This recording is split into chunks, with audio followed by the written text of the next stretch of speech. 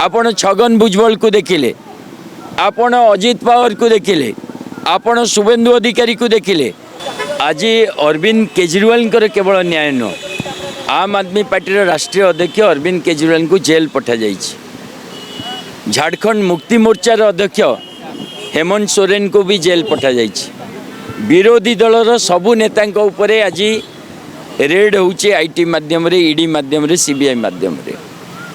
आउ जेतबळे निर्वाचन रो model code of conduct आरंभ हो जाइए, जेतबळे निर्वाचन पाई समस्ते प्रचार करुचंती, से समय रे विरोधी दल नेता को जेल पठेई भारतीय जनता पार्टी निर्वाचन रे जितिबा पाई एकपाखिया प्रचार करिया पाई गोटे षडयंत्र करिछि।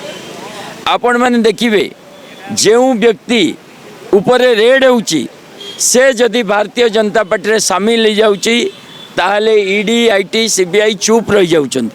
आपण छगन भुजबल को देखिले, आपण अजित पवार को देखिले, आपण शुभेंदु अधिकारी को देखिले, आपण नारायण राणे को देखिले, आपण हेमंत विश्व शर्मा को देखिले, आपण जनार्दन रेड्डी को देखिले, आपण नवीन जिंदल को देखिले।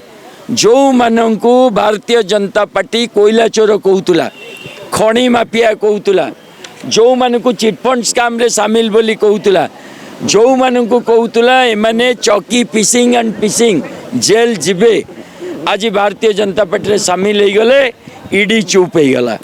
मात्र गोटे मिथ्या मामला रे अरविंद केजरीवाल को जो परी भाव जेल पठागला, 2.5 वर्षर मामला, तमें जेल कहीं पठेल ना प्रमाण नष्ट करदेवे।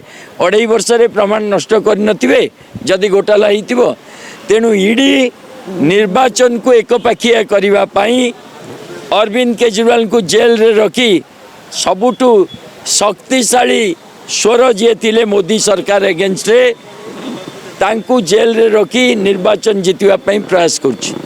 आज आमे जो गोटे दिनिया उपवास करछु विभिन्न विधानसभा रे, ता माध्यम रे आमे देशवासी को संदेश दउछु जे ये अरविंद केजरीवाल बा आम आदमी पार्टी समस्या नु, ये भारत वर्ष रे गणतंत्र और संविधान को रक्षा करिवार समस्या।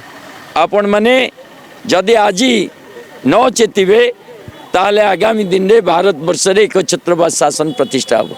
तेणु गणतंत्र सुरक्षा पाई, संविधान सुरक्षा पाई एवं विरोधी नेता उपरे जो प्रकार ईडी माध्यम अटैक होउची ताकू बंद करिया पाई आजिर ए उपवास धारणा माध्यम आम दाबी करूँ।